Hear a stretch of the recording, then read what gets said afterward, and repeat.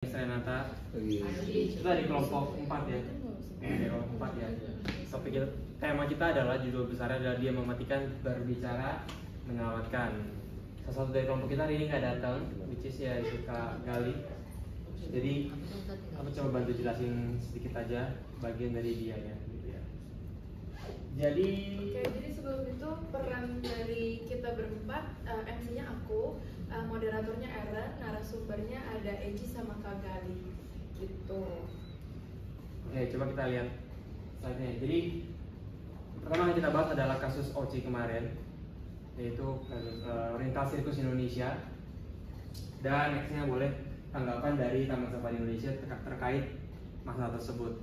Kita langsung kasih contoh kasus di awal, yang dimana ini menjelaskan yaitu apa yang disebut dengan next komunikasi krisis, yaitu kunci menjaga reputasi perusahaan. Baru setelah ini kita masuk next ke definisi. Ini menurut pertama kita ambil dari blog dari artikel dulu dari Kompas, based on Kompas. Yang kedua kita based on akademik. Jadi ada dua definisi. Ya. Next baru kita masuk ke 3 prinsip utamanya. Yang pertama itu respon cepat dan tepat. Ini memang bentuknya hanya poin-poin saja karena semua nanti dijelaskan oleh Kandali secara langsung. Pertama tentang golden hour, kedua bagaimana respon cepat membangun kepercayaan dan menjadi ekspektasi publik. Yang kedua prinsipnya adalah keseimbangan penyampaian. Bagaimana menyampaikan informasi dengan transparan tapi tetap menjaga rahasia perusahaan.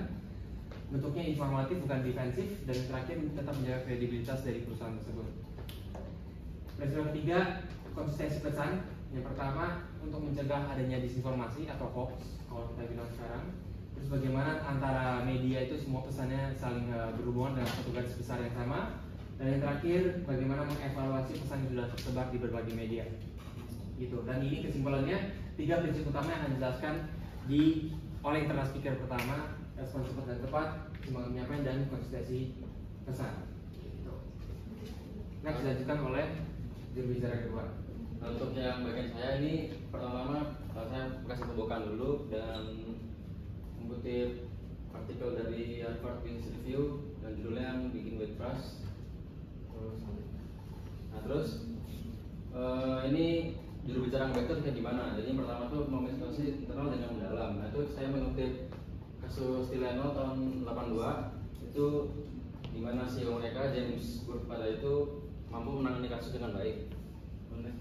Nah yang kedua, juru bicara yang baik itu harus mampu menjaga ketenangan di bawah tekanan. Contoh yang saya ambil itu dari Pak Ahmad Sudianto selaku juru bicara pemerintah pas COVID-19 tahun 2020 kemarin. Lalu yang ketiga, saya mengambil contoh Pak Basuki Cahayapurnama sebagai Gubernur Jakarta tahun 2017. Nah, terus yang topik inti kedua itu press release, gimana cara membangun press release yang jelas, singkat dan juga akurat. Ini saya mengambil kutipan juga dari Decision State of the Media. Nah itu ada satu judul yang kuat. Ini saya menjelaskan contoh salahnya dari press release itu gimana. Nanti saya jelaskan juga contoh yang benar tuh kayak gini ya, harus ada jelas lah strukturnya. Ini ada rumus 51H. Isi yang faktual itu ada sumber internal perusahaan, tim. Ini tuh maksudnya tuh data tuh diambil dari mana? Data tuh dari sumber internal perusahaan, terus diambil dari pihak di lapangan, dokumen resmi legal, dan juga rekaman digital seperti CCTV. Nah, terus yang sub topik yang ketiga itu media training. Nah, terus nanti kesimpulannya komunikasi yang baik itu tidak lain alami tapi itu dengan pelatihan. Baru saja diikuti oleh talkshow dengan narasumber. Nah, kita adalah Bang Anton Besar, dosen SI, dosen di UMN juga, dan pernah menjadi kepala biro bagian manajemen di Unika Atmajaya. Begitu. Jadi kita akan ngobrol-ngobrol lebih ke kasus nyatanya dan apa yang waktu itu Bang Anton lakukan untuk menangani krisis tersebut. Kurang lebih seperti itu, baru nanti ditutup lagi oleh MC. Oke, jadi susunan acara kita di 8.35 kita bakal pembukaan dan ice breaking. Terus di 8.45 materi 1 dari Kak Gali, Di 8.55 kita materi 2 dari Eji, terus di jam 9.05 kita talk show, sama di 9.25 kita sudah penutupan. Terus untuk semuanya kita udah cukup settle dari materi, ice breaking, semuanya udah oke. Terus kita juga udah sempat running 1 kali, udah sempat latihan sekali juga by online, mungkin hari ini bakal offline. Terus kalau untuk audiens kita udah cukup banyak tapi masih cari lagi. Terus kita juga mungkin akan mengundang dosen yang mungkin kita kenal juga, mungkin kayak Kak Vita, kayak gitu sih kurang lebih. Gitu aja. Sekali lagi. Iya, udah sih.